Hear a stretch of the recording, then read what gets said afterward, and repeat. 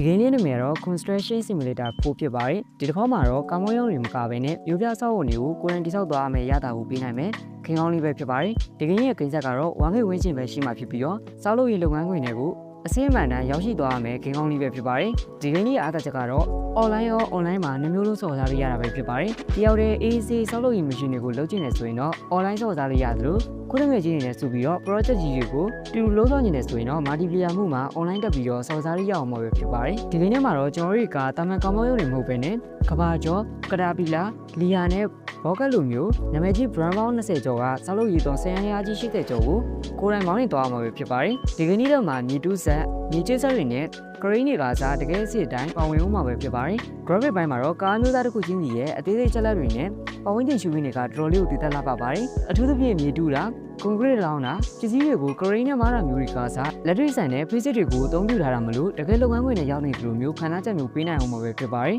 ဒီကနေ့ရဲ့မြေပုံကလည်းကျေဝန်းလာတဲ့ကနေဒါနိုင်ငံရဲ့ရှူရင်းတွေကိုအခြေခံထားတာဖြစ်လို့တော်ရင်းနဲ့မြို့ပြမြင်ကွင်းတွေကြီးဒီပိုင်းနဲ့ခံစားသွားမှာပဲဖြစ်ပါတယ်ကိုပိုင်ဆောက်လုပ်ရေး community ခုကိုတည်ထောင်ပြီးတော့ငွေရှားမှာဖြစ်လို့စီမံခန့်ခွဲမှုပိုင်းကလည်းတော်လေးကိုမိုက်တယ်လို့ပြောလို့ရပါတယ်။ brother တို့ကထရကားကိန်းကိုမောင်းရတာလည်းပြင်းနေပြီ။ဘတ်ဖိုးတို့ကရိန်းတို့မောင်းနေတယ်ဆိုရင်တော့ဒီကိန်းကိုမဖြစ်မနေစမ်းတော့ကြည့်တင်ပါတယ်။အဲ့ဒါဆိုရင်ကျွန်တော်နဲ့တူနောက်ဒီကိန်းကြီးစီသွားရအောင်။ဒီကိန်းလေးတွေကတော့ Truck Master or Simulator ဖြစ်ပါတယ်။ဒီကိန်းကြီးကတော့ထရကားမောင်းရတာဝါသာပါတဲ့သူတွေတော့ကတော့ဂိမ်းဆိုင်ကလည်းအတင်းအတင်းဖြစ်ပြီးတော့စိုးရတာရတာရှိစေမယ်ထရကားကိန်းလေးပဲဖြစ်ပါတယ်။ဒီကိန်းကြီးရဲ့ဂိမ်းဆက်ကတော့919 MB ဝန်းကျင်ပဲရှိမှဖြစ်လို့ဖုန်းထဲမှာနေရာအများကြီးမြူပဲနဲ့ quality အတင်းအတင်းရှိတဲ့ trend မောင်းနေမှုအတွေ့အကြုံကိုပေးနိုင်မယ့်ဂိမ်းလေးပဲဖြစ်ပါတယ်ဒီဂိမ်းလေးကတော့ online ဆော့စားလို့ရမှာပဲဖြစ်ပါတယ်ဒါကြောင့် internet မလို့ပဲနဲ့ဘယ်နေရာပဲရရောက်ကားကြီးတွေကိုမောင်းနေပြီးတော့ခရီးနေလို့ရအောင်ပဲဖြစ်ပါတယ်ဒီဂိမ်းရဲ့အထူးခြားချက်တွေကတော့ရုပ်ရှင်ပြီးတော့လက်တွေ့ဆိုင်တဲ့ control ပိုင်းတွေပဲဖြစ်ပါတယ်ကားတွင်းက double တွေကစဒေတာကိုဖန်တီးပေးထားတာဖြစ်ပြီးတော့ကားမောင်းနေနေရတဲ့ view တွေကလည်းကြည့်လို့ကောင်းတဲ့နေရာတစ်ခုမှရှိပါတယ်